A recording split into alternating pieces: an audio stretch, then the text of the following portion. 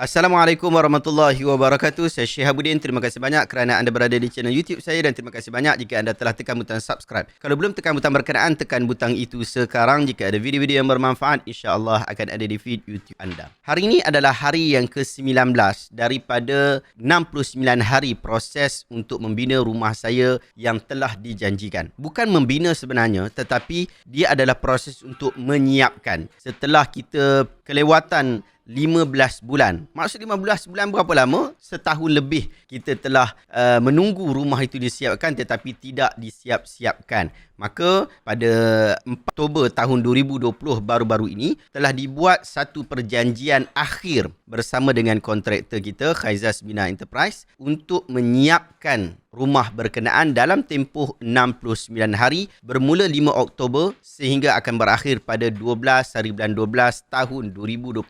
Saya menjangkakan 12 hari bulan 12 ini saya akan menerima kunci untuk rumah saya. Jadi kita juga telah bersepakat untuk saya menyiarkan ataupun memberikan tontonan kepada umum untuk setiap video-video kita setiap hari, progres setiap hari daripada hari pertama sehinggalah kepada hari yang ke-69. Kita dah bersama-sama bersepakat saya akan upload setiap hari. Dan macam-macam drama yang berlaku sepanjang 19 hari ini. Antaranya hari ini 19 hari ke-19 dan tidak ada progres langsung hari ini. Maksudnya hari ini pekerja tidak datang dan dimaklumkan oleh kontraktor hari ini mereka bercuti. Saya beberapa kali sebelum ini juga pernah disebut bahawa pekerja bercuti pada hari Ahad.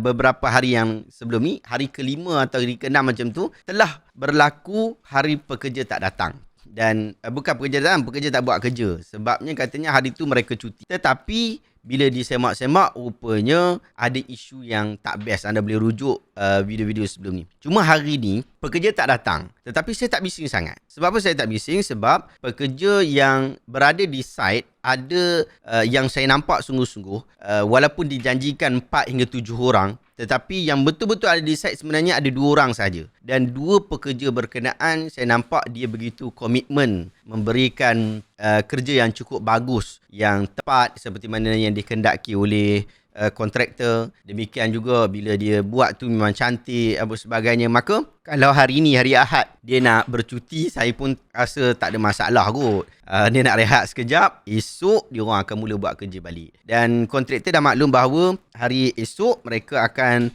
memulakan kerja semula, maksudnya hari Isnin mereka akan memulakan kerja semula dan akan ada tim yang akan datang untuk buat tile. Tak silap saya, saya semak dia kata hari ini tim tiles telah pun sampai untuk buat kerja esok. Isteri saya tanya, setiap hari Ahad cuti ke tuan? Hari itu janji setiap hari.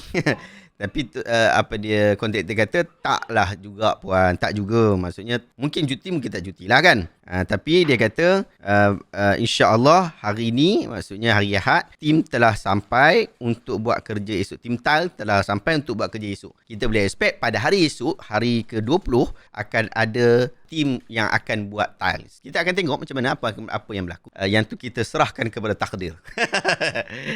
InsyaAllah saya hari ni saya okey, emosi saya pun tak ada masalah walaupun pekerja tak datang. Saya rasa mungkin pekerja yang nak datang itu pun adalah pekerja yang sama 6 hari sebelum ni. Jadi mungkin dia penat, dia nak rehat sekejap. Saya rasa tak ada masalah kot. Jadi itu boleh diberikan kelonggaran. Cuma apa yang kita nak buat hari ni adalah saya nak baca dan sedikit respon kepada soalan-soalan daripada sahabat-sahabat yang bertanya di YouTube saya. Maksudnya komen-komen tu. Jadi kita nak respon pada komen tu. Bukan semua, tetapi komen-komen terpilih sahaja. Terpilih dengan maksud apa yang saya nampak dan saya rasa sesuai untuk kita react. Sarjit Kaur, dia kata anak 5, 7 ahli keluarga. Bilik ada 2 saja. Pelik. Takkan tak terfikir kalau anak dah besar, anak dah besar, takkan tak terfikir kalau anak dah besar masuk darjah, anak lelaki dan perempuan takkan duduk sekali, duduk dalam studio?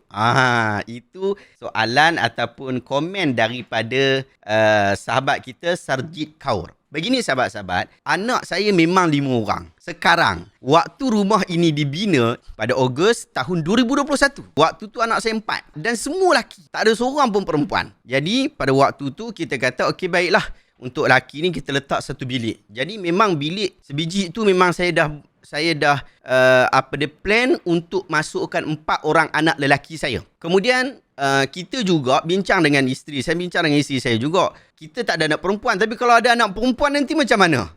Kan? Kita kata, ya, kalau ada anak perempuan, perlu ada bilik satu lagi. Tapi kena tahu, dia nak membesar tu ada tempoh masa. Lagipun, ini adalah rumah pertama kami. Dan saya memang tidak plan dengan isteri untuk nak gunakan rumah ini sampai kami mati. Yang tu. Jadi mungkin dalam 5 hingga 10 tahun mungkin kami akan duduk di rumah ni. Mungkin lepas tu saya akan jual atau sebagainya. Saya tak tahu. Tetapi cuma plannya begitu. Sebab tu rumah ni tanah dia kecil saja. Dan binaan rumah pun hanya 1000 kaki persegi saja. Memang kecil. Jadi bila rumah yang kecil itu, kita kena pastikan dia digunakan dengan baik. Dan kalau nak ramai family, kita perlu rumah yang besar. Sebab tu saya ada keinginan, impian. Ni impianlah doa daripada sahabat-sahabat. Saya dan juga isteri nak dapatkan rumah yang lebih besar ni. Maksudnya tanah yang lebih besar. Mungkin 3 ekar begitu. Kita nak dapat tanah yang besar, dapat bina rumah yang besar, dapat bina rumah, mungkin rumah tetamu, kemudian buat lebih besar lah, plannya lebih besar lah. Tapi plan dia tu macam orang tua-tua punya plan lah. Nak kena ada sungai ke, air mengalir ke, kita buat tempat rekreasi, tempat rekreasi. Macam itulah keadaan dia. Plannya begitulah. Tapi bukan pada tanah ini. Tanah ini plannya adalah rumah pertama. Jadi rumah pertama asalnya pun saya hanya nak buat tiny house. Sebab kami tak ada duit. Jadi kita plan untuk buat begitu. Tetapi Alhamdulillah bila jadi itu kita ada tambahan-tambahan sikit lah. Jadi daripada 2 bilik, memang 2 bilik macam tu. 2 bilik untuk satu anak lelaki, satu untuk mak bapak. Cuma baru-baru ni Alhamdulillah saya dapat anak perempuan seorang. Dan anak perempuan saya baru lahir tahun 2022. Awak agak di umur 7 tahun. Tahun berapa? 7 tahun lagi. Kalau kita nak kata pisah ranjang lah, pisah rumah. Paling-paling 3, 4, 5 tahun lagi. Kan 5 tahun lah kita kata, 5 tahun lagi akan pisah dengan mak dia. Jadi mungkin tempoh masih panjang untuk itu. Kalau kita nak buat plan, contoh nak pakai tanah tu juga. Ada sebenarnya tanah lagi sedikit dekat situ. Dekat sebelah swimming pool tu, memang ada tanah sikit dekat situ. Plan, kalaulah contoh perlu, kita akan buat satu bilik lagi dekat situ. Kalau contoh perlu, kita akan buat satu bilik lagi dekat situ. So itu plan kita lah. Plan kita. Tapi buat masa ni tak ke arah tu. Biarlah dulu. Anak besar dulu. Tak apa. Lagipun seorang je anak perempuan. Lepas ni tak tahu kok dapat lagi anak lagi. Alhamdulillah. Mungkin kita akan buat separate. Buat masa ni kita akan gunakan apa yang kita perlu sahaja. Jadi rumah tu tidaklah terlalu besar. Dan tidak ada bilik yang banyak. Kita cuma ada bilik air 1, bilik tidur 2. Kemudian kita ada studio. Dalam studio memang ada satu bilik air lagi. Jadi duduk dalam studio tak? Kita tak duduk dalam studio. Studio tu pun memang dibuat khas untuk studio. Jadi tidaklah duduk di dalam studio. Anak perempuan, anak lelaki tak akan duduk sekali? Memang takkanlah. Takkanlah kita nak bagi anak perempuan dan anak lelaki duduk sekali. Saya pun mengaji hukum juga. Saya pun tahu juga. Seterusnya kita pergi kepada soalan yang lain. Anak ramai kecil-kecil pula. Nanti abang buat pagar keliling rumah lebih selamat. Okey macam ni. Syahrizah Abdullah. Memang di dalam plan saya, bahkan di dalam quotation, kan di dalam tanggungjawab kontraktor untuk menyiapkan pagar rumah. Kita buat anti-climbing pagar lah. Pagar anti-climbing. Jadi memudahkan pergerakan kanak-kanak anak-anak saya. Jadi sekitar rumah tu pagar penuh satu rumah tu, kecuali autogate lah. Kita akan buat autogate lah. Cuma autogate ni saya belum ada lagi beli dekat mana-mana lagi. Belum ada kontraktor yang saya deal. Jadi insyaAllah kok ada sahabat-sahabat yang meniaga autogate, boleh hantar proposal dekat saya. InsyaAllah kita boleh bekerjasama insyaAllah. Tapi auto gate saja yang saya belum deal lagi, tetapi pagar penuh tu memang kita buat anti climbing pagar tu. Jadi sepenuh rumah, maksud sekeliling rumah memang kita letak pagar. Bahkan dekat bahagian atas nanti, dekat bahagian atas tu pun kita letak lagi pagar juga, pagar kaca. So macam tu keadaan dia. Tambah bilik, let go kolam sebab ustaz kata kawasan tu banjir. Let go kolam. Minta maaf, saya tak boleh let go kolam. Sebab kolam tu memang dibina daripada dasar lagi. Jadi memang plan awal kita pun memang kita buh kolam. Memang buh kolam. Sebab apa kita nak buat kolam? Sebab saya dan anak-anak saya memang gila kolam. Kolam renang. Kita orang memang selalu berenang. Kalau tidak ke pantai, memang kita akan buat kolam dekat rumah. Maksudnya pakai portable kolam tu kan. Jadi daripada kita buat portable, baik kita buat yang betul-betul. Alang-alang kita dah buat rumah, kita buat betul-betul. Jadi kolam. Jangan risau juga berkaitan tentang banjir sebab rumah ni kontraktor dah settlekan isu. Memang kita daripada awal lagi kita tahu tempat ni kawasan banjir. Jadi pembinaan ni, ini yang bagus dengan Khaizas Bina Enterprise. Iaitu dia telah meneliti isu itu dengan lebih awal ketika kita buat plan. Jadi daripada sudut aliran air, ketika banjir, aliran air 6 bulan sekali, aliran air setiap hari telah dibuat kiraan dan telah dibuat perancangannya. So dia ada piping system yang mana kalau banjir berlaku dia tidak akan masuk ke dalam piping system tu. So itu bagus dengan Khaizas Bina Enterprise. Mereka berpengalaman dalam bab ni dan saya percaya mereka boleh buat begitu. Bahkan sebelum ini telah berlaku banjir. Daripada sudut kolam itu yang tak siap lagi itulah, tapi cuma yang tak siap ni sebab kita tak masukkan mesin lagi dan sistem mesin itu sahaja. Tapi dari sudut piping dalam dah settle lah, dah settle awal lah. Jadi sistem piping itu walaupun sebelum ni banjir tapi tak ada masalah. Alhamdulillah. Hadza min fadli rabbina. Khan dia kata, macam menunjuk je kalau betul picek kat site tak payahlah masuk YouTube. Dia ni tak tahu cerita. Khan dia ni tak tahu cerita tapi kat atas dia sebut. Dia kata, buat rumah kat mana tu ustaz? Mai saya jaga site, saya tengah tak ada kojo ni. Nampak macam beradab. Tapi kat bawah tu macam kuajak. Dia kata macam menunjuk je kalau betul picek kat site tak payahlah masuk YouTube. Kita memang masuk YouTube dengan tujuan kita ada dua tujuan. Yang pertama kita nak memastikan kita nak tahu, nak bagi tahu kepada kontraktor bahawa kerja yang dia lakukan setiap hari memang kita monitor. Itu yang pertama. Yang kedua, kalau jadi masalah apa-apa kita boleh rujuk balik. So itulah isunya kita upload kat YouTube dan ini juga telah dipersetujui secara bersama dengan pihak kontraktor. Boleh so ini pun konten dekat YouTube yang mungkin boleh bermanfaat juga kepada anda yang menonton. Osman Os sebut kata ustaz buat konten sebagai YouTuber. Betul, boleh juga sebab saya memang YouTuber. Tu ni Muhammad Azizi kata, abang kena tengok balik video-video sebelum ni, fahamkan apa isu sebenarnya. Jangan main tuduh macam tu tak pasal jatuh fitnah. Tak silap saya video sebelum ni hari ke-16 ada dijelaskan. Dah nak masuk tahun 2023 ada lagi soalan macam ni. Tu M join tu kata kan. Dengki ke? Kalau dengki buatlah juga.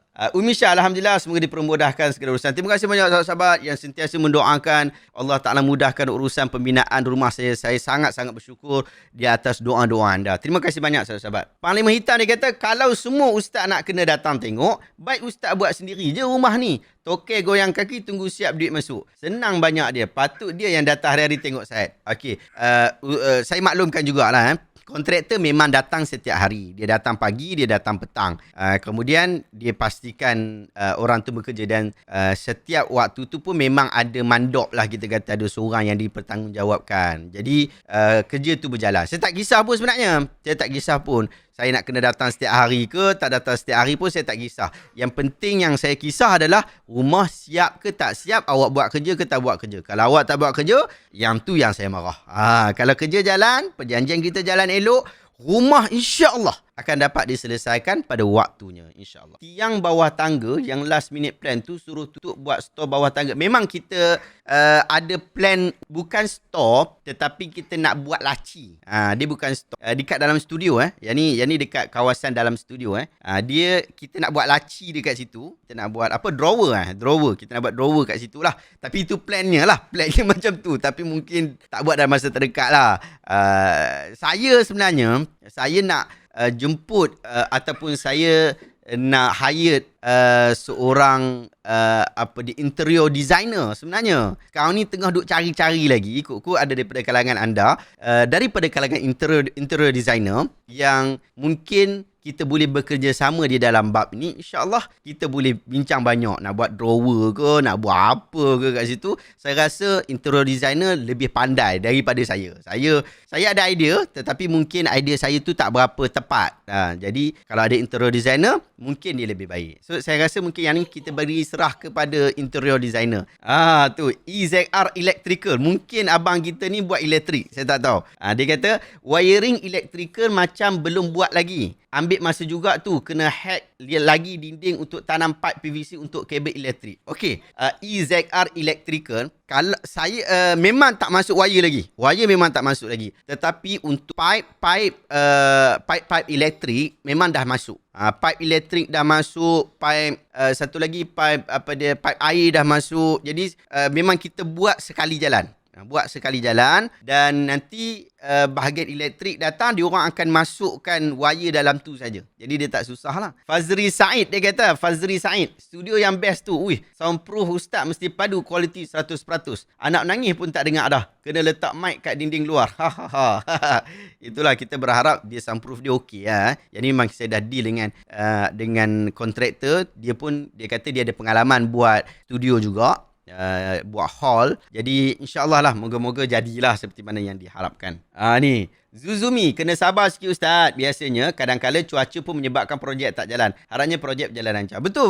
Saya setuju. Sebab tu saya bagi tahu dekat kontraktor berkaitan tentang hal ni. Kalau ikut cuaca sekarang, hujung-hujung tahun ni memang cuaca tak menentu. Jadi macam-macam akan berlaku lah. Macam-macam isu boleh berlaku. Jadi saya nak kena pastikan setiap hari ada kerja. Sebab tu kontraktor settlekan bahagian luar dengan segera. Jadi diorang boleh buat bahagian dalam nanti. Bila hujan apa semua, diorang boleh buat bahagian dalam. Dan lepas ni pun insyaAllah bahagian luar dah nak settle dah untuk bahagian rumah. Bahagian luar dah nak settle. Jadi bahagian dalam lah. Jadi dia tak ada isu hujan. Melainkan awak malah datang. Kalau awak datang sebab hujan, jadi masalah. Hujan ni bukan menyebabkan projek tak boleh nak dibuat, tetapi boleh menyebabkan orang yang nak buat projek tu tak datang. Itulah dah kali projek tak jadi juga. Okey, baik.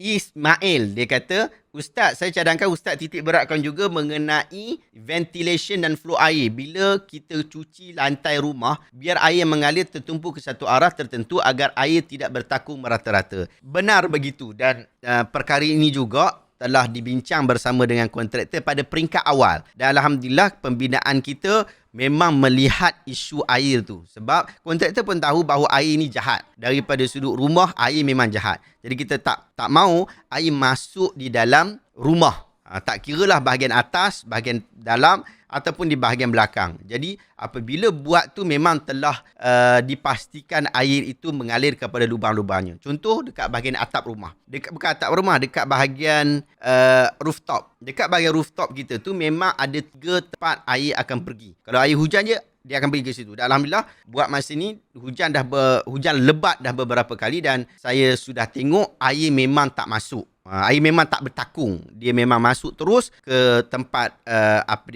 pipe air. Dan kita punya rumah ni pakai sistem pipe air hujan berada di dalam rumah. Dengan maksud bila hujan saja ataupun air daripada luar, dia akan masuk ke dalam pipe itu. Jadi rumah kita pun tak ada longkang, tapi kita ada gutter. Dengan maksud dia akan kumpulkan air itu pergi ke pipe dan akan pergi ke belakang rumah. Semua air itu akan terkumpul dan pergi ke belakang rumah. Demikian juga air swimming pool. Dengan saluran yang berbeza sedikit lah. Tapi cumanya air-air itu saluran-salurannya akhirnya akan bertemu di belakang rumah dan tempat berkumpul di rumah tu air itu akan mendap dan ada pipe yang sedang diusahakan, tapi ni ada isu sikit lah. Kita ada isu sikit dengan sebab dia kacau tanah orang.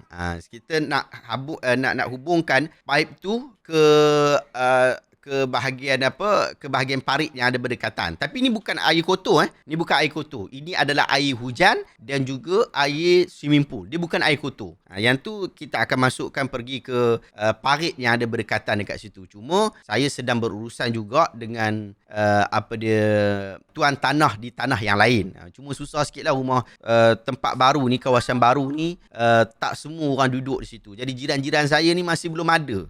Jiran belakang saya memang tak ada buat apa-apa lagi. Bilang sebelah kanan pun tak ada. Biar depan pun tak ada. Cuma belah kiri ada.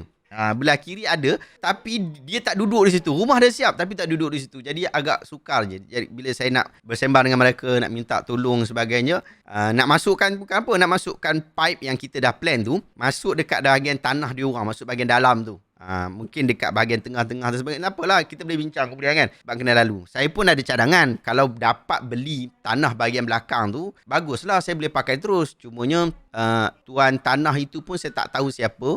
Dan saya dah tanya kepada beberapa orang, mereka pun tak dapat bagi kat saya kontak yang betul-betul. Kalau dia nak bina rumah, tak ada masalah lah, kita boleh bincang. Tapi kalau dia nak jual tanah, saya sangat berminat untuk membeli tanah tu. So mudah sikit lah pergerakan air kita di situ. Tapi apa-apa hal, insyaAllah kalau tak ada yang tu pun, kita ada plan B yang lain untuk settlekan isu air tu. Sebab air tu memang akan mendap. Air dia akan boleh mendap. Sebab tu kita ada, apa panggil kok ni? Kok lah. Orang utara panggil kok. Apa dia panggil? Bukan kan kok. Dia ada kok. Dia ada kok taik kan? Dia ada kok taik. Dia ada satu lagi kok ayak. Jadi macam kok taik tu, taik tak akan keluar lah sebab dia mendak ke bawah. Macam tu jugalah kok ayak.